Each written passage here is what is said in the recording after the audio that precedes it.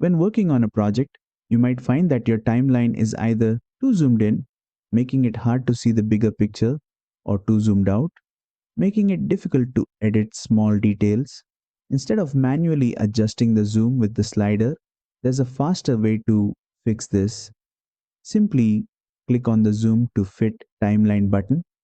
You'll find it right above the timeline next to the zoom controls. With one click, your entire project will fit perfectly within the timeline view, allowing you to see all clips at once without scrolling. If you need to make adjustments, you can still manually zoom in and out using the zoom slider or shortcut keys. This is super helpful when you're working on a long video or need to quickly locate a specific section. And that's it. Now you know how to instantly adjust your timeline view in Filmora for a smoother editing experience. If this tutorial helped, make sure to like, share, and subscribe for more Filmora tips.